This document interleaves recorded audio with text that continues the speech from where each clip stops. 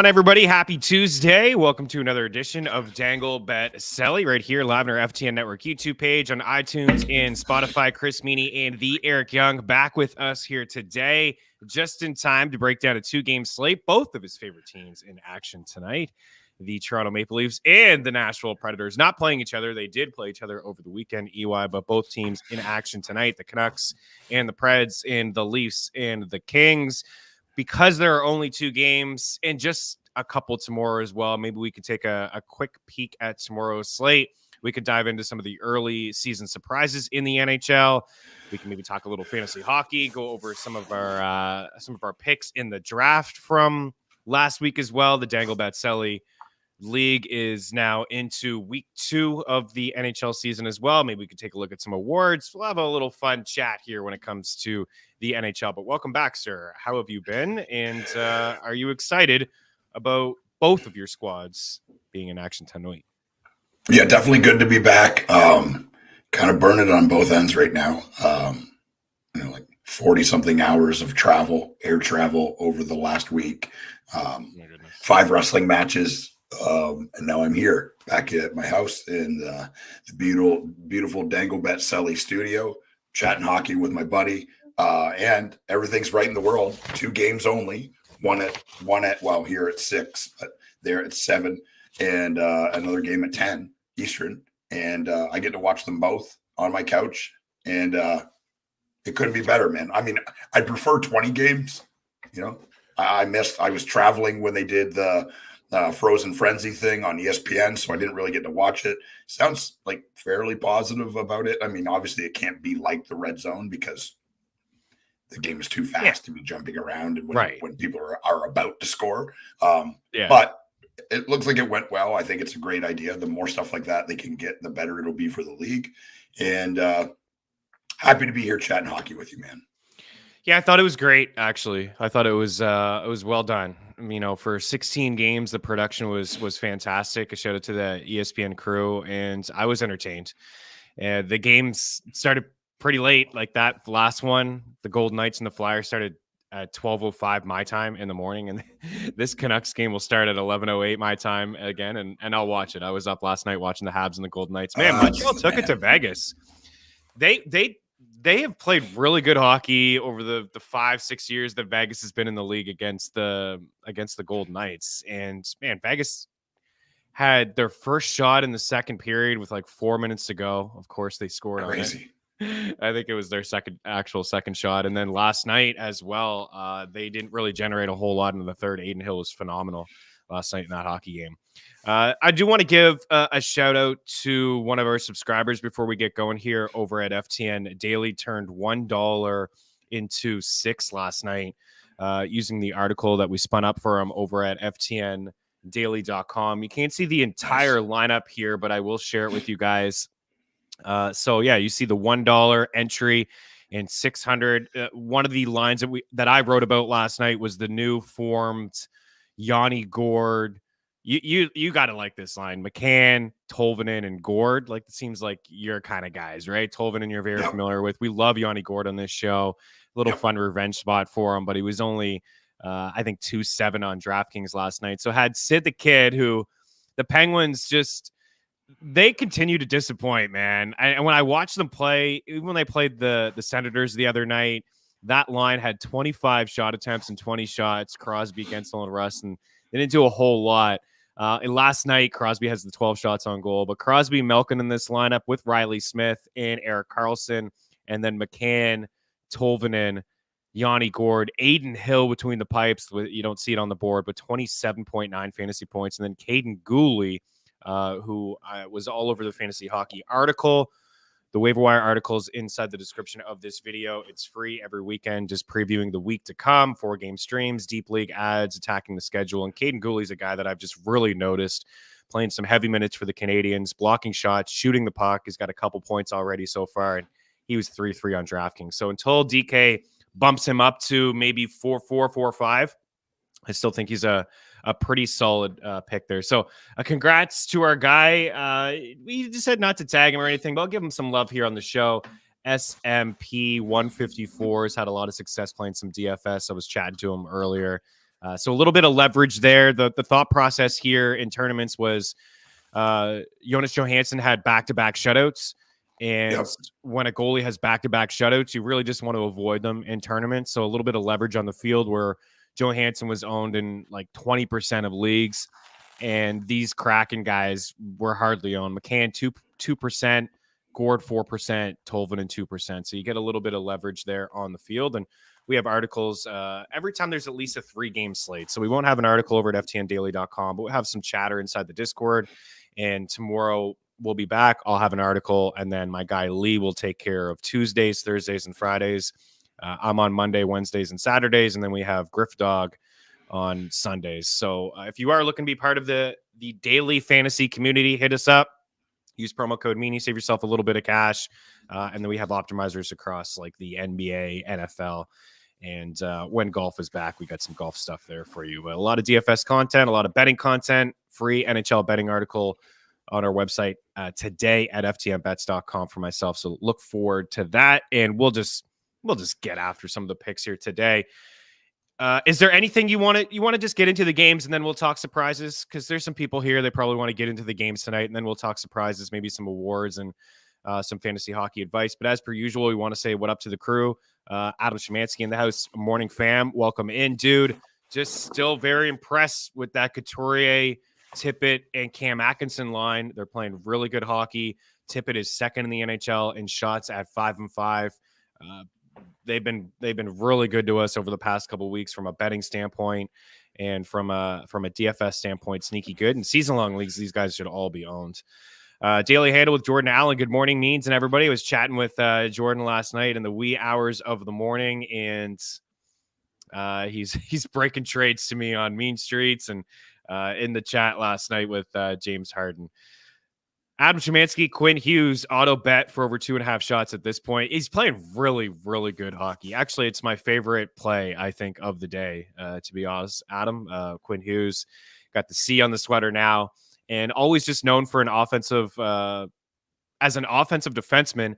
And I don't know the numbers offhand, EY, but I was watching the Canucks broadcast the other night. They were talking about just the goals, I think it was the goal differential of the Canucks when he was on the ice, and it was significant. It was like nearly plus 20 or something like that. He's off to a really good start. The Canucks are playing good too.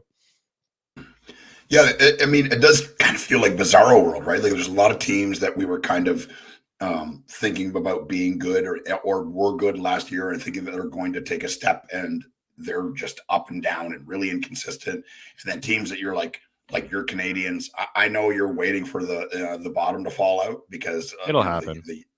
The age of this team and the experience and stuff like that, and you're guaranteeing it. But the truth is like it's not like this is week one. You know what I mean? Like there's lots of wild things going on in the NHL. It makes betting on it, especially wins and losses and games and stuff like that, kind of difficult. It's always difficult in hockey because it's so up and down.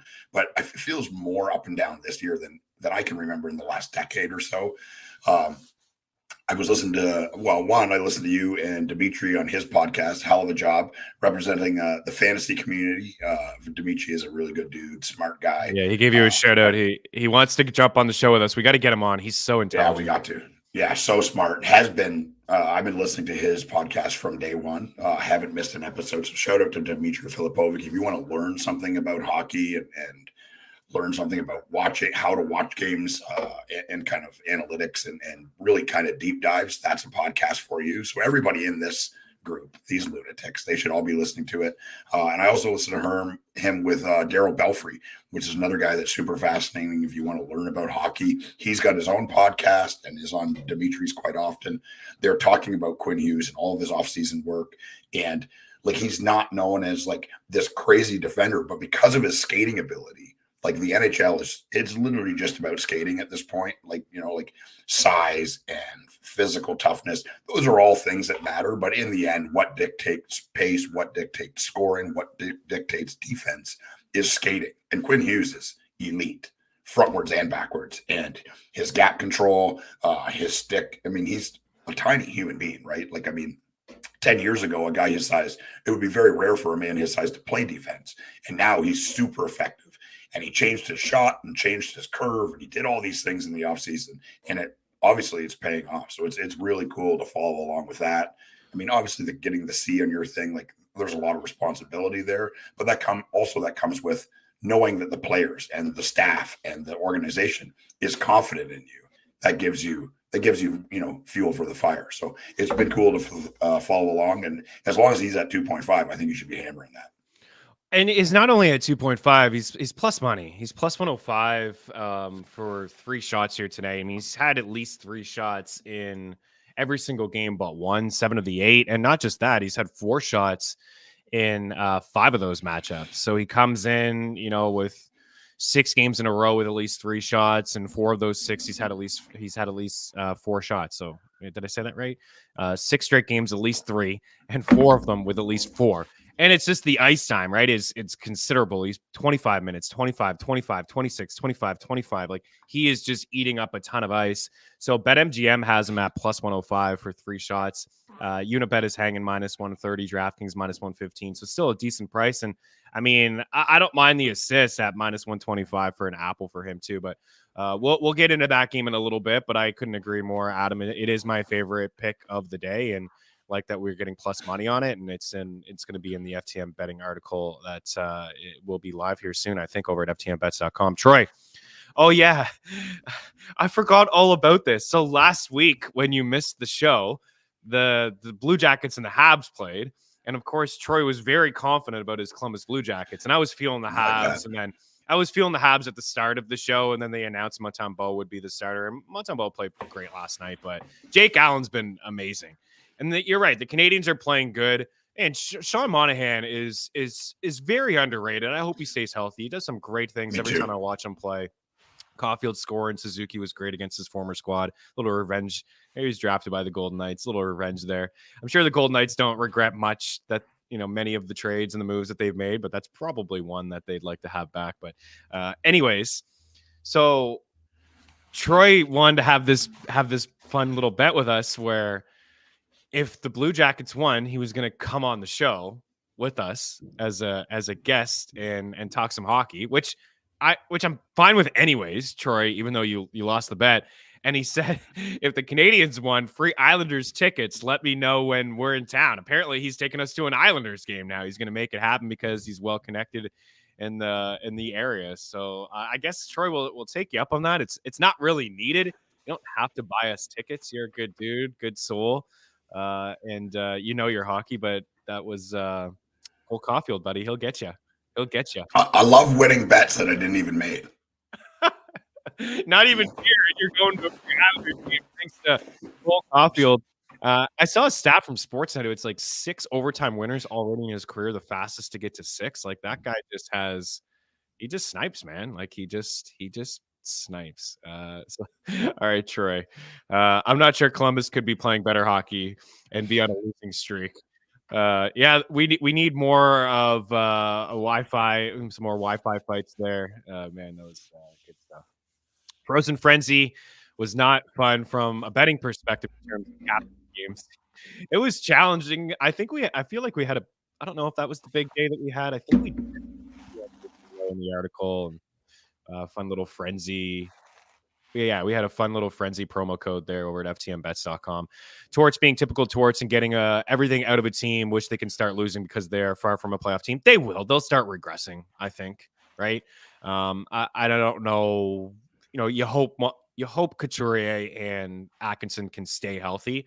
Sanheim has been just eating up all kinds of minutes. Konechny is a really good player in the league, a sneaky fantasy asset, and I think that Cam Atkinson's probably, I don't know, is this on the final year of his deal? I could see him. He would be a nice addition to a squad to make a Stanley Cup run. What has he got? He's got 2 years left, so maybe they got another year after this. See what happens. Let's see. Why is everyone dropping Lindholm? I have him. You know what? I wrote in the article this week about the Flames. Dude, I don't know if they're not this bad. Maybe they are. I watched them play and they look pathetic, man. Huberdeau is not the same player. He had an outlier campaign. He's a good player, but when his career is over, we're going to look at that season in Florida as the outlier season. And same with Kadri. Same with Kadri in Colorado. Like, he had that massive season, a couple 30-goal seasons, I think, with the Leafs. But when I watch this team play, I am just not impressed at all. I had a feeling they were going to get dummied against the Oilers in that Heritage game, and they did. When I wrote in the article, Mateo, at ftnfantasy.com, it's free, check it out every week, I said the only player that I would consider rostering would be Lindholm or Mackenzie Weegar in a league with blocks and shots. Right. He's got 25 blocks and 26 shots.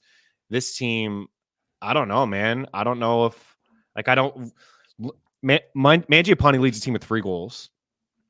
Huberdeau has 2 goals and 5 points in 9 games. He has 15 shots.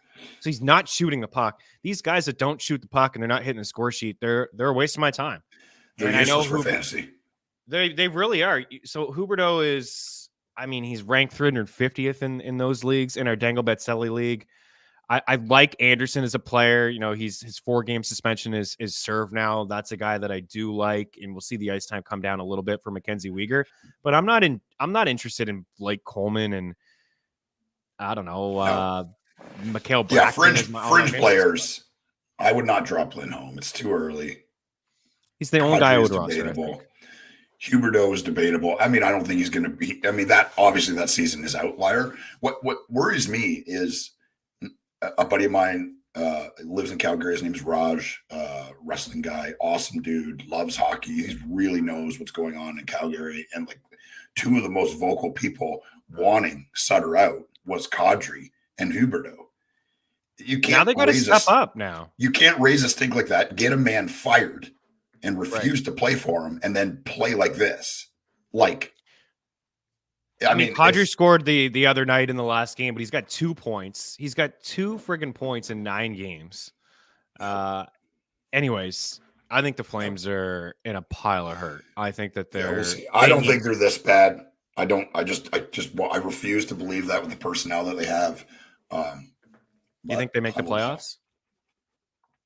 Man, I don't know. I mean, at this point, they need to get moving now, right? Like we're creeping up on American Thanksgiving, and by that time we know. And it's not the end all be all, but I mean, if you look over the course of the last 10 years, the people that are in the playoffs come American Thanksgiving, and the people that are out of the playoffs come American Thanksgiving. It's almost undoubtedly that way. It's so hard to make up ground in the NHL because of the ridiculous 3-point system. You know, it's just impossible. I mean, we saw St. Louis do it the year they won the Stanley Cup, but that's like a 1-of-1 season, right? Like that's literally never happened before. So, you know, coming up on an American Thanksgiving, they're way out of the playoffs at this point. So yeah, they're 2-6-1 with 5 points through 9 games. They have a negative 15 goal differential. I don't think they have a chance. Like, honestly, like Vegas is getting in, Colorado's getting in, Dallas is getting in. You know, the Kings are getting in, and I think the Oilers definitely have a much better chance to right the ship and get in as well. And then we're looking at 2 other spots here for, you know, either the Kraken, your Preds, the Jets. The Coyotes are playing pretty good hockey. Yeah, but the Coyotes last night, 8 or 9 goals and nothing from the Keller line. Keller, Hayton, and Schmaltz, -1. Steve Dangle put up a thing, and he has Keller on his team, and he's like, he's been awesome all year, so whatever. But, I mean, awesome. I mean, the Coyotes have been awesome. It's been wild. It's been good. Okay. Seth, good morning, fellas. If anyone was going to score to beat the Flyers last night, I'm glad it was 2-unit TiVo. We got lucky on that one, didn't we?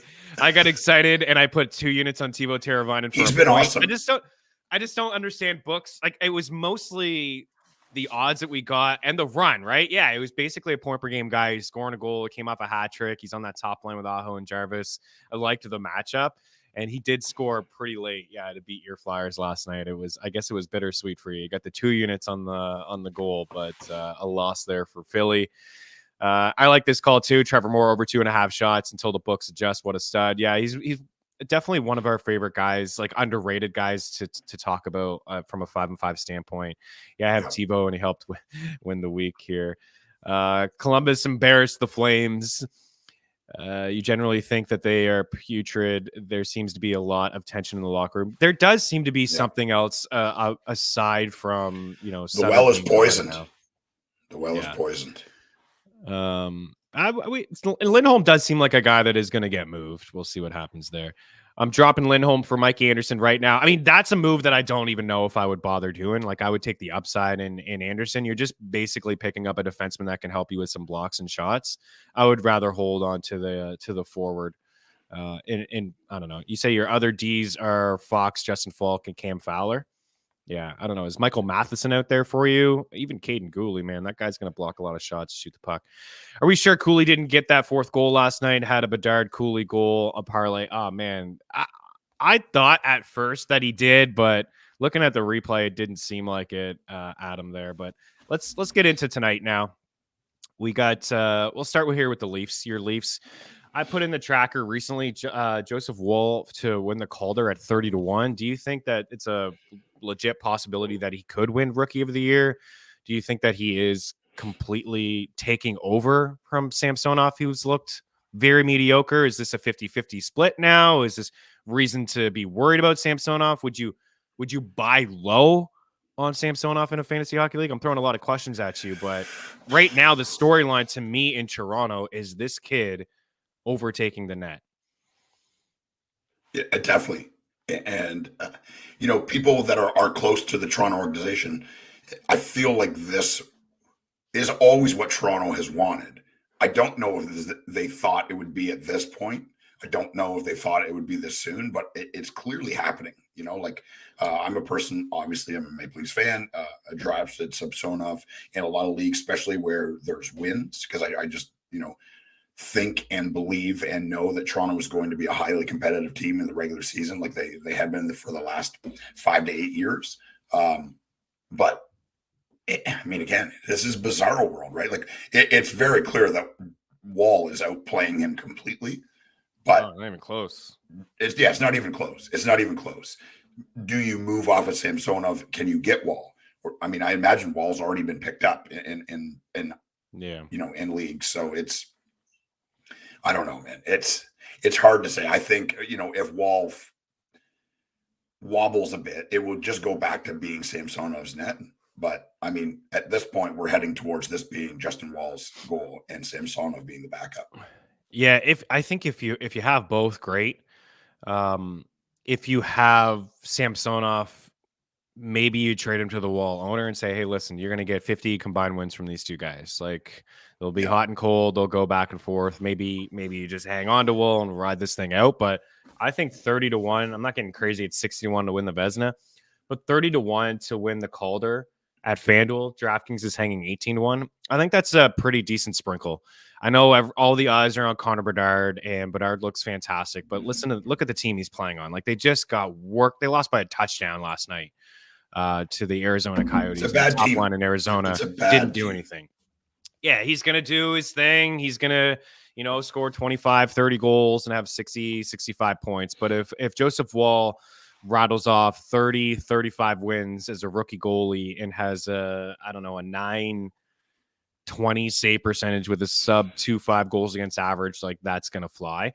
So far, he's won 3 straight outings. He came in for relief for Samsonov against the Bolts and stopped all 27 shots, then played against the Capitals, stopped 37-38 when they were badly outplayed in that game against Washington, and then went into Dallas, which is a very tough spot to play and win a hockey game. Yep. And he turned aside 31 of 32. And then they went back to Samsonov over the weekend against your Preds, and Nashville was able to squeak that one out in extra time. So now he gets the start here tonight against the Kings. He's got a 961 save percentage and a 1.33 goals against average. I'm looking at his save prop tonight over 27.5 at -120. I kind of like it. Right, might have to think outside the box tonight with some of these plays with only 2 games. The Kings are a team that they generate a lot. I'm always looking at this stuff, 5-5 numbers, and I see LA, just what we've been used to seeing over the past couple of years. They're inside the top 10 in shot attempts at 5-5 per 60. They are 4th in shots for at 5-5 per 60. It's the Pens, the Avs, the Hurricanes, and the Kings, and then the Flyers, guys. After that, again, playing really good hockey at 5-5. The scoring chances, LA 4th most here tonight. at 5-5 per 60. The high danger chances inside the top 10. The Canadians and the Flyers. So weird to see those two teams inside the top 5 and high danger chance at 5-5. And then the flip side, the Leafs inside the top 10 and allowing scoring chances at 5-5 per 60. And only the Sharks, Blackhawks, Blue Jackets, and Sens have allowed more high danger chances at 5-5 per 60 as well. So Woll's going to see some chances. I like the Kings tonight to pull off the win. Leafs coming home after a little bit of a road trip. LA's a good hockey team, getting that plus money. So I like LA tonight. And I'm going to go with Woll saves over 27.5, just following a trend here. And the Leaf that I like is Nylander, man. He just scores at every single game, it seems. He's been awesome, and it's always been the big three, and Willie left out of the conversation. I think obviously Matthews he's a beast, right? There's just no taking that away from him. Marner is a very special player, but I think Nylander is on equal footing, and if you're weighing just the regular season, then maybe that's fair. But if you're weighing the playoffs, he's been the best playoff performer for this team for the last 3 seasons. Yeah, and he always gets shit on after the playoffs. Everyone always rips him. What for? Trade him away, get pieces. They need to, and they did figure out a way to keep them all. That makes this team better. Obviously, he's been good. I'm betting on him to score. FanDuel's got him at plus 135. So I got him and Matthews on the Toronto side, and on LA, Kempe and Fiala. Fiala has been, I don't know, cold, but just hasn't been the player that I thought he would be in LA. But I'm still going to be betting on him to score. They want him to be. They want the offense to flow through Kevin Fiala when he's on the ice because he's such a gifted offensive player. Yeah, he is. And, that line has gotten a lot of looks. And, just having them as the quote unquote third line, they do get some pretty good matchups. Because, Danault they're going to try to flip Danault on the ice every time Matthews is on the ice, Matthew and Marner. And then we know about Anze Kopitar, what he can do defensively as well. Kopitar is actually, having a decent little run here. He's got 8 points to start the season through 8 games. He's got 4 goals. He doesn't shoot the puck a whole lot, but I could see him tonight falling into an assist. But Troy brought it up earlier, and Trevor Moore at minus 125 is a pretty good price. He does lead the Kings in shots overall. He's tied with, our guy Kempe. But the last couple games, 10 shots on goal. He's cleared 2.5 shots in 6 of the 8 games. I haven't played Kempe all year because just the 3.5 is too much, and I'm just not an unders guy. So I've been staying away from Adrian Kempe, but he's got 8 points through 8 games as well, and he will be my Kings goal scorer. So I'll go Nylander here at plus 135, and I'll go Kempe tonight. I think I saw plus 145 for Adrian Kempe to score a goal here tonight. Let's double check. Ooh, FanDuel now has 175 for Adrian Kempe. 145 was over at BetMGM. So you got the Leafs. Yep. Leafs won in the game. Okay. I think that's it. Leo Carlsson for Calder. I like the call. I don't know. I'm worried. He's not going to play enough games. That's why I don't like hearing that he's going to be on quote unquote load management. So is he going to play back to back? Are they going to rest him 1 game a week or 2 games every 2 to 3 weeks and then ramp him up in the very end of the season? So I just don't think he's going to play enough games and rack up enough points. And when I watch him play, I'm really impressed. He looks great alongside Terry and Zegras. Looks like a nice trio for years to come. And they benched Zegras the other night, and he popped off the very next night against the Bruins. He looked great, but they benched him the other night, and it kind of got him going. So yeah, this is kind of what I'm thinking too. He's really good, but if he only plays 50 games, he's going to have to be a point per game guy. It's tough. Die Hard MMA. How about those Yotes? Yeah. How about them? They're good. Yeah. They're here. They're good. They were on the rise. A scrappy team last year. Vamelka, the goalie, was very good all year. Connor Ingram has been pretty good for them in relief this year. The the crap that I give them has nothing to do with the players, right? Like, it's just, I didn't think this team would be as good. I do not think that they're this good. I still don't. I'm still skeptical. It's the fact that they're playing in a college gymnasium. It's unfair to fans. It's unfair to the NHL. I get they're playing in it because of the NHL and Gary Bettman, and he just won't let it die. But for people like Clint, you know what I mean? Like, I understand that in Arizona, there's tons of hockey fans that love this team and love the sport. But the reality is it's a black eye on the whole league. Like, can you imagine the headlines if the Chicago Bears lose Soldier Field and they're playing like they're playing at Illinois State, playing games at Illinois State, like, I don't even know if Illinois State's even a real college. I just made that up, but I'm sure it is. I don't know, whatever. Look at Clint. Congratulations. Your Yotes are awesome. Like, Hayton is great. Keller has been good for years, and now people are finally starting to kind of come around. Like, I still don't think he gets the flowers that he deserves, but he's awesome. Everyone knows I love Lawson Krause. They've got Valimaki, who is a good fantasy defenseman who touches categories, all the categories: hits, blocks, assists, shots, everything. So he's a great guy to have, like, as a depth defenseman in your league. So congratulations to the Yotes. Still love their jerseys. Still love a bunch of the players, but they got to sort out this arena thing quick. Yeah, they do. Yeah, good stuff from the Yotes, right? I agree with everything that you said. We had them on the show at 5-1 to make the playoffs. And I mean, you could still get plus 360 out there. It's a little bit of a sprinkle if you think that they're going to make the playoffs. I'm not sold on their defense, but I definitely like some of these young players that they have. I'm still waiting for Barrett Hayton. Oh my goodness. I don't know if I can hold him anymore in my season long league. Yeah, I know. It's amazing that Keller and Schmaltz have combined for 16 points. They got 8 each. And Hayton's on that line and on that first power play, but yet this guy doesn't have a point yet. You just can't drop him. I mean, if they move him off of that line, okay. But if I don't think that they will. I don't think that they will either. Part of the success of that line is that he's out there, right? He's an unbelievable player. I think Keller's the best player on that line. But I think undoubtedly, if you were to ask people, real hockey people that are in the know, Hayton is the number 2. He's probably the number 2 on the team. Yeah, and something I shared with Dimitri with Keller was the last 6 weeks of the season, only McKinnon and Pasternak had more goals and more points at 5-5 than Keller. Like, it was a large sample size. He is legit. Nobody was talking about it. Nobody. I mean, we were. Lunatics were talking about it. But. Yeah, psychos like us. We like Keller. Okay, so to move on from this game, this is what I got here. I think the Kings win the hockey game, but I do like Joseph Woll over 27.5 saves. This is an LA team that puts pucks towards the goal, and you know what? The Leafs are allowing some rubber here, so they could be a little bit of flat potentially. Coming home after the road trip, but I like Nylander to score at plus 135. And I like Tavares to have an assist because of that. I'm just trying to think of some correlation here. Nylander scores. Maybe it's a power play goal, and John Tavares gets an assist. He does lead the Leafs in assists with 7. He's plus 120. And the same sort of deal on the other side. I like Kempe to score a goal here tonight at plus 175.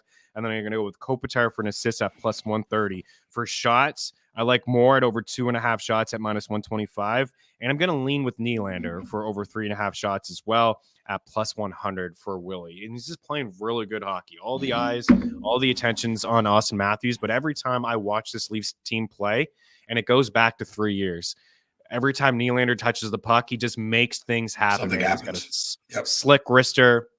And yeah, he's playing really good hockey. And I know what you always say, right? He's playing for the next contract, which is significant here. So you like the Leafs to win the game. You got a score prediction for us? Yeah, I'm going to say Leafs. Let's go Leafs 4, LA 2, but I think Leafs win this. You think Leafs win this? Yeah, the Kings still not sure about their goaltending, right? Yeah. Cam Talbot's definitely been better. I thought that Copley would be a guy that could potentially steal the net from him. He's been brutal. He's allowed 11 goals in 3 appearances. So I don't think anything is concrete in net here tonight, but I would imagine they're going to go with Mr. Cam Talbot between the pipes, who, checks in with a 905 save percentage. He's just been okay. All right, let's get to the other team that you like. the jersey you're rocking here tonight. What do you got over there? Is this a Yossi jersey, a Victor Tommy Arvidsson? Novak, brother. Tommy Novak. Let's Tommy go. Novak. Tommy Novak. Am I the only person other than his family that owns this? I would say so. Have you ever seen any Novak jerseys at Bridgestone? I haven't been to a game yet this year, but I bet you there will be. I bet you there. Dude, he was so good for them last year. He was so good. I might have to have my bachelor party in Nashville. You may have to do that. We'll have to go to a Preds game. We might have to have it in October so we can see Preds and then Titans, maybe a little back to back. Did you watch any Will Levis and Hopkins over the weekend? I mean, the games are on in the afternoon there, and I was at work, but so I had it on my iPad. I was following along. I mean, blew my mind, if I'm being completely honest. Of course. I got chirped so bad. I had Hopkins as a sit. He had one good game all year. So I had Hopkins as a sit. How could you trust him? I think this is very clear. I mean, the fear is Tannehill's going to get right, and they're going to play him, and it's just the wrong thing to do. Like, you've already said, we're not going. You can't trade away your best defensive player to the Eagles. Congratulations to you. He's an animal. Yeah, take that. And you're losing. I mean, you're not going to make the playoffs. You're not going to, whatever. That's what you have decided. Then the third string, because Malik Willis was listed internally everywhere as the backup. He was the one that came in first, which I don't understand. I mean, he hasn't shown anything in any of the games he's played or any of the relief he's come in. What he's showing is it looks like he's never played football before. And Will Levis comes in and looks like he had complete control, good wheels. He's like a young, better version of what Ryan Tannehill is. He made this team viable in his first start. It's probably too late now. And I mean, they'll watch film and it won't be like that every game, but man, he looked really good. He did. He pushed the ball down the field, and I think they need that with some play action, right? And Tannehill hasn't been playing great football.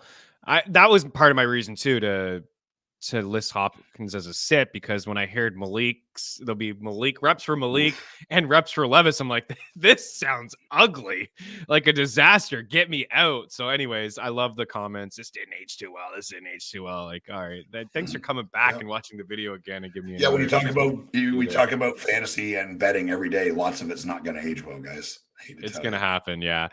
Adam says he had his bachelor party in Nashville, saw a Preds Stars playoff game during the trip. Unreal time and atmosphere. Nice. Yes, I've been to a couple Preds games. I went to one with you years ago when Jack Eichel stole the show. Had a couple goals and the Sabres won in overtime. I went to a Habs and Preds one as well, where Pekka Rinne and Carey Price stole the show. Not a lot of offense, but it was a really good hockey game. Just a great atmosphere, super fun. The crowd gets into it. They're chanting after goals. You suck. It's all your fault. I'm all about it.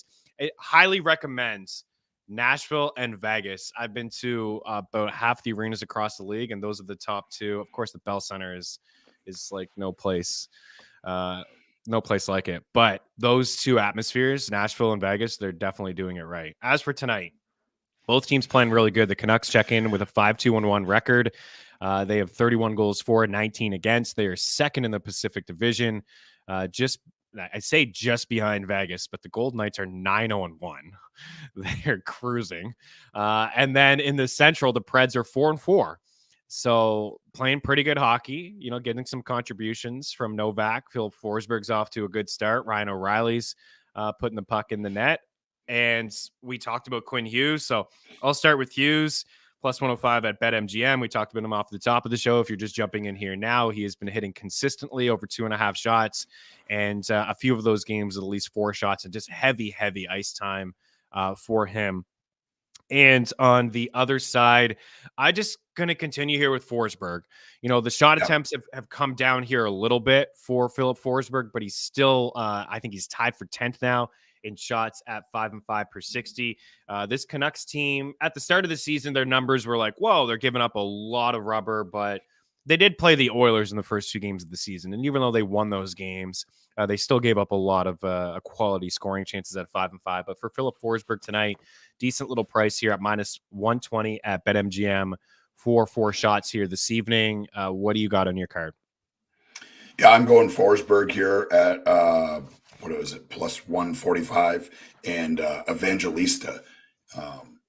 He's still playing on the top power play. This kid, he's going to be really good when he puts it all together, and I think that happens at some point this year.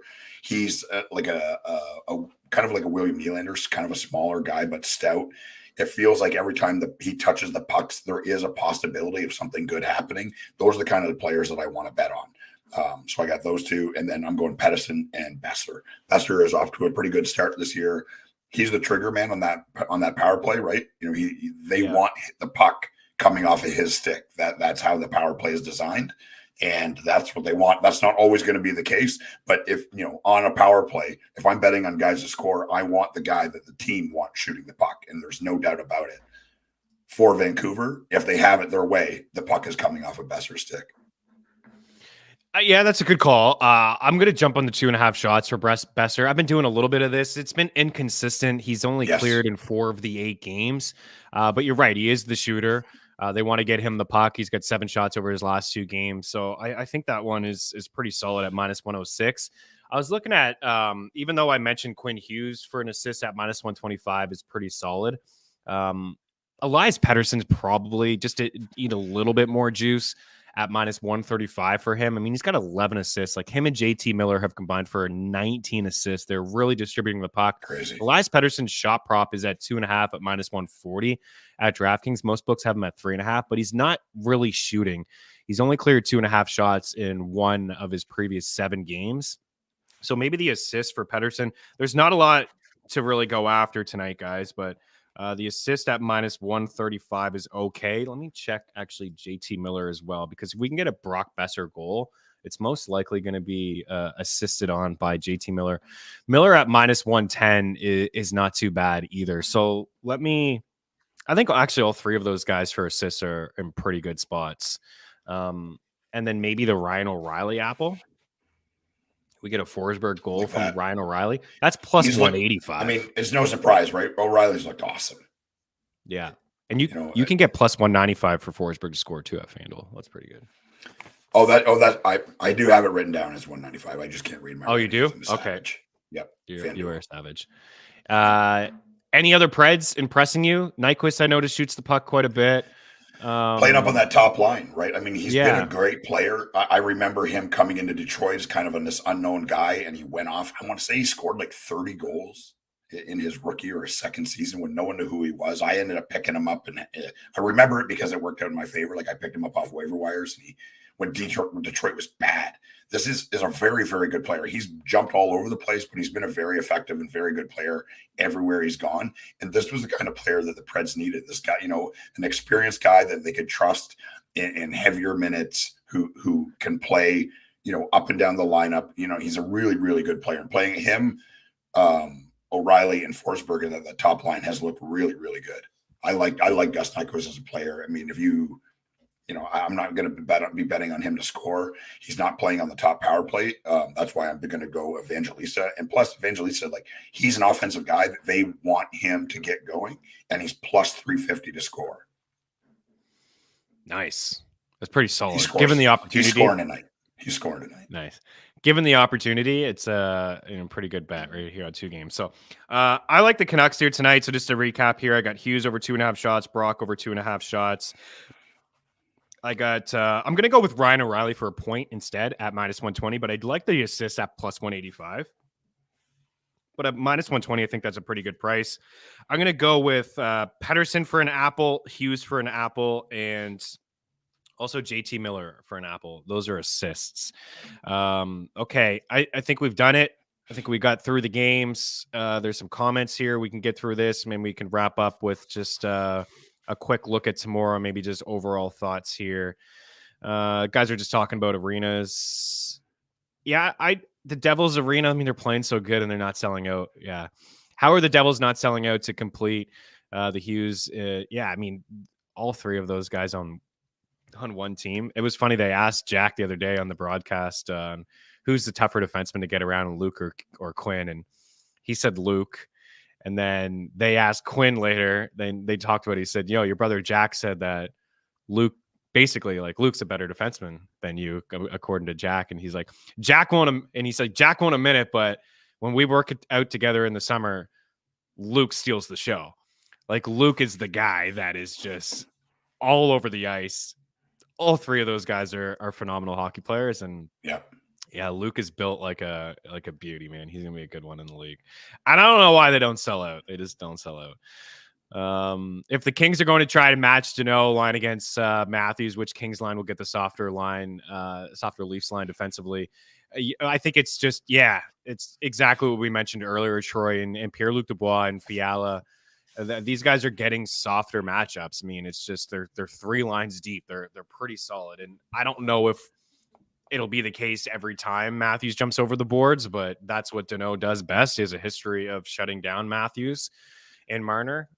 So I would assume that's the way they go. And if it's not, like, Kopitar's a pretty good defensive center as well in his own, so he can do something like that. And that does leave some softer matchups, from maybe a DFS angle, Pierre-Luc Dubois and Kevin Fiala. You mentioned Fiala tonight to score. Pierre-Luc Dubois. I mean, those two have been pretty good so far to start the season. Like, I don't think they have a ton of production at the moment. Pierre-Luc Dubois got 3 goals. You mentioned Fiala, a bit of a slow start here, but those guys have at least had opportunities. I mean, Kevin Fiala, despite only having 1 goal, he's got 11 points. He's got 10 assists. Like, he's playing good. Yeah, very good. Very good. I'm betting on him to score. Well, tonight's the night. It's a fool's errand, but away we go. All right. Do you want to do a quick peek at tomorrow? I'll rattle off the games. This may be something you're looking forward to seeing here. So you have Buffalo and Philadelphia, Dallas and Calgary. We have St. Louis and Colorado. And then we have Arizona and Anaheim. So, like, right away, seeing Arizona at -109 against the Ducks, even on the road, that's something that I like quite a bit. Dallas at -130 into Calgary. That's one that I like quite a bit as well.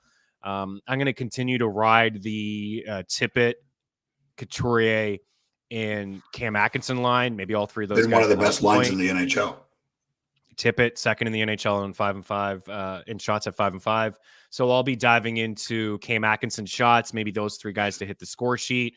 Definitely be diving into the top line in Dallas, maybe Rupe Hintz to score, pick up a point, maybe 3 shots there. Again, not impressed with the Flames. Let's pick on this Calgary team until they turn things around. I thought Duchesne and Seguin played unbelievable last night. I thought that was Duchesne's best game as a star. He scored. He hit the crossbar, and if it wasn't for Marchman having stone hands in front of the net, it'd be a couple more points there for those 2 guys. The Avs back home, like, Georgiev is just playing rock solid hockey, and Colorado at home is pretty good. They were a letdown in the afternoon against the Sabres, but I think they bounced back, and I'd be all over that, all over the top line in Arizona to actually hit the score sheet there. Anything that you like from those 4 games tomorrow?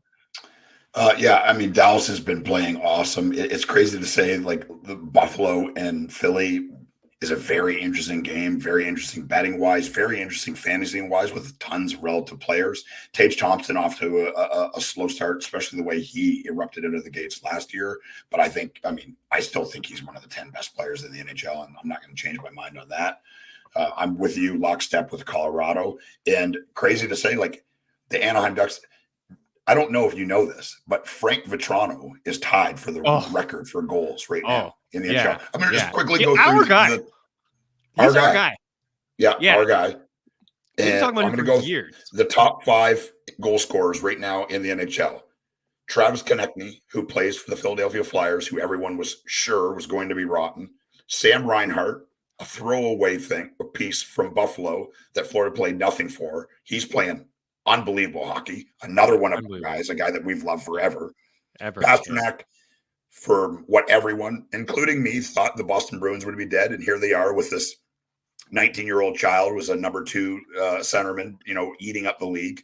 Frank Vetrano, our guy, with 9, tied with Alex DeBrincat, and everyone thought his career was over the way he played in Ottawa last year. I don't think it was over, but I mean, nobody expected this. He's looked unbelievable, and I think that has lots to do with him being a great player, but mostly this is Dylan Larkin playing with a stud shooter for the first time ever, and look at the results. Yeah, those two guys are great. And something I had in the article as well, it didn't work out. Like those two guys didn't light the lamp last night, but people don't want to stack against the Islanders in DFS because Ilya Sorokin's so good. And we Yep. view this Islanders team as like a stingy hockey team, but they're not the same squad. No. Heading into last night, no team had allowed more scoring chances at 5-5 per 60 than the Islanders. Sorokin saves their ass a lot. So it's something to consider. A lot of people want to play Sorokin in DFS. I get it. I played him a little bit last night as well. But stacking against the Islanders at this moment is something to do and something to consider. And and some of those Islanders guys like Brock Besser and Bo Horvat are hitting their shot props. Even Barzell's shooting the puck a little bit, but I still just don't believe in the Islanders overall. Man, Frank Vetrano's we talked about him with Dimitri, right? He's just a sniper. Shoots. Like he always been a shooter. And he's got a good release. Yeah, he's got a good release. He's getting it to go. He's getting it to go right now. Plays on the crappy Ducks, and not a lot of people see him. And he was buried in Florida on the third line. When he played with the Rangers for a minute, I thought that was a good fit for him. Yeah, he was playing with really Kreider and Zibanejad, and they decided not to keep him. And I guess I get it. They don't want to pay him that kind of money, but yeah, he's definitely scoring for the Ducks. Anything here? Any surprises like the Central, the Avs, the Stars, the Jets, your Preds, Coyotes, Wild, Blues, Blackhawks? Anything there? Maybe a sluggish start for Minnesota. The Jets are playing pretty good hockey at the moment. Your Preds, like Coyotes, we kind of already dove into. Over in the Pacific, I guess the only real surprise would be the Oilers and the Flames being near the bottom. The Sharks are just going to be. The Oilers, where they're at, is the surprise of the NHL. If you have two of the top 5 players in the NHL and you can't win hockey games, there's something broken and it needs to be fixed. I mean, the fact that they did nothing at the goaltender position again, right? It just, I don't know. It's rough. It's rough. I get they're up against it and they're paying all this money, but I mean, you got to figure something out. You got to at least try. You can't go back into a season with McDavid and Draisaitl playing on the same team with Skinner and Campbell again. They're not the answer. They proved that last year, and that's why they won't win it again this year. That's right, and that's why they won't win the cup. I mean, everyone wants to pick the Oilers, and I get it. Yeah, but they're not. That's going to be the reason they don't win the cup. I think they get in the playoffs. I do too. I wouldn't. Yeah. How many wins for the Sharks this year? They're 0-8-1. They have scored 9 goals in 9 games. They've given up 35. How many wins? Over 25? I don't know if they even get over 25. Like that's. Yeah, I don't know if I can bet on that. Like, I think we have the under. They got a couple good. Like Hurdle is a very good player. I still believe Barabanov is going to be a very good player. I think Eklund had a shift like 2 or 3 games ago where he had the puck along the boards and just no one could. He circled the zone like 3 times. I'm not making that up. I mean, you can look it up. Eklund's going to be a very good player. But they got. Getting rid of paying all that money to players that oh my God, Burns and Carlson, they're still paying salaries on those guys and they're not on the team. Vlasic they went for is it. Done. He's cooked.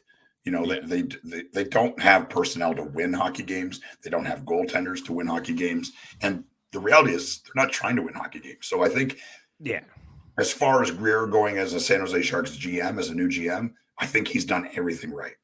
It's going to be painful. And look at your team has been really good. Had been in the playoffs for, other than the last couple of years, they had this unbelievable run when they had Thornton, they had all these players. They never ever won, right? They just couldn't get over the hump, but they were an unbelievable team for lots of time. And this is what happens. That's where they're at. Yeah, they lost the Penguins there in the finals a few years ago, but they've had a bunch of nice runs. And when Couture gets back in the lineup, I'm sure he'll help them a little bit. But there's not a lot of, they lost Mikael Granlund first game of the year. Hoffman is no good. There's some nice things from Zetterlund, and Zadina has had a couple nice goals there too. But it's gonna be a long year for them. Over in the Atlantic, you're right. Boston 8-1. I'll say that they've only played 1 or 2 good teams, but last night was a test. They played Florida.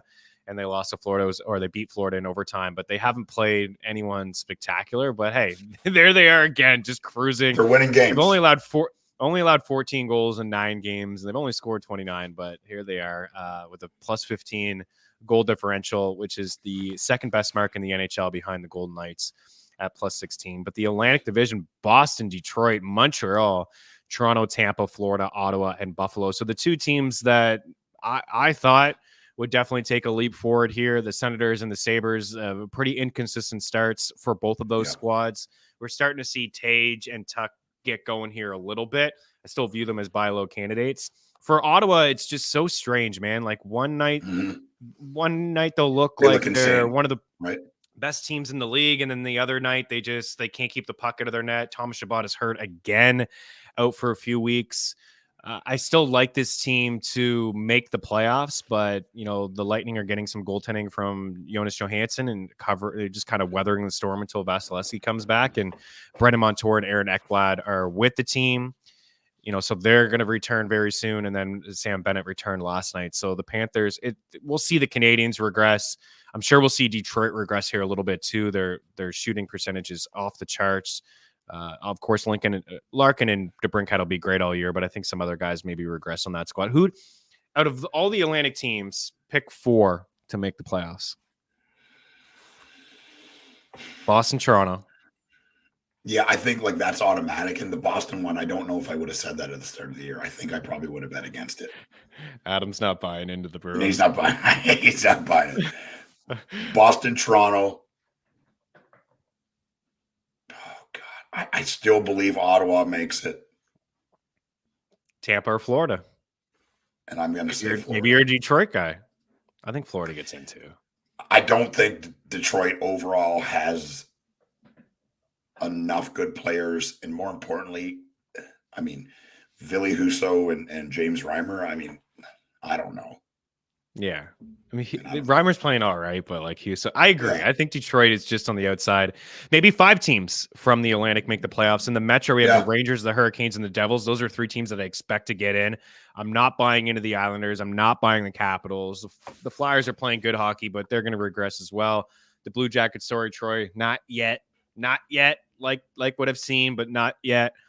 And the Penguins are in the bottom of the Metro at 3-6. They've allowed 29 goals. They're getting opportunities, but again, here we go with the Pittsburgh Penguins. They lose games that I feel like they should win. They lose against bad hockey teams, and Tristan Jarry is just too inconsistent for me. So I don't know, man. What can the Penguins do? They can't shake this up anymore. They have to ride this thing out. Do you think that they're a playoff squad? I do. Okay. All right. I do. They're going to have to get going. They're going to have to get going, that's for sure. Correct. Yeah, correct. Speaking of getting going, we're going to get going. I'm doing an 8-way parlay tonight. Give it to us, I'm man. doing all the 8 guys I said. Matthews, Nylander, Kempe, Fiala, Forsberg, Evangelista, Pedersen, Besser. They're all scoring, and I'm retiring from gambling forever. Man, I hope that hits. I hope that hits. Holy shit. And that would be the one that would hit. I'll be chugging champagne on Thursday on the show. No doubt if that happens. We'll be back on Thursday to break down all the games. We'll take a look at week 5 of the fantasy hockey season. If you guys have any fantasy hockey questions at all, you can hit us up at Chris Meaney, at the Eric Young. You can, check out the YouTube channel here, subscribe for free. Leave the comments in the comment section if you're listening on iTunes and Spotify.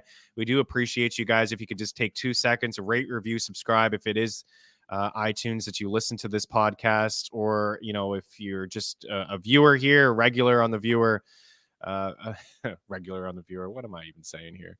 Bad. I think you're doing great. If you're a regular viewer of this show on our YouTube page, maybe just take 2 seconds, hop on over to iTunes, 5 stars, but definitely subscribe, smash the like button if you can. And only 8 goal scorers tonight, daily handle. We can't get into 50 goal scorers tonight because there's only 2 games. But on Thursday, EY will have 50, and he'll be swimming in the cash when he nails his 8-leg. He had 4 goal scorers from each game tonight. So I'm going to be $2 turns into 12,000. So holy crap. Let's go. Deal. Let's have a night. I don't think we need to recap, but I just seen 4 more people pop in here. So I'm on the Kings. I'm on the Canucks. We like Quinn Hughes over 2.5 shots. We like Brock Besser over 2.5 shots. Like Nylander to score a goal tonight, assisted by Tavares. Like Kopitar to get an assist on a goal from Kempe. I got Nylander for 4 shots. Trevor Moore for 3 shots. Ryan O'Reilly for a point at -120. Elias Pettersson for an apple. And I also like Hughes and Miller for an assist as well. Should be a couple of fun games. And we went over tomorrow's games as well. I'll have a description. It's at the 48-minute mark. I'll have a time code there in the description. FTN betting article today over at ftnbets.com. There on Thursday as well in the waiver wire article this weekend. Always adjusting rankings. And again, if you want to be part of the FTN betting family, promo code Meaney, or the FTN daily family, we had a nice winner last night from one of our subs, turned $1 into $600 and had a pretty good lineup there. Went with the Pens, went with the Kraken line there. Don't see Gooley on the board. I think Eric Carlson there. You kind of see Aiden Hill between the pipes. And a $1 into 600. Pretty good return on investment there. All right, we'll talk to you guys soon. Good luck on the ice. We'll be back on Thursday. Cheers.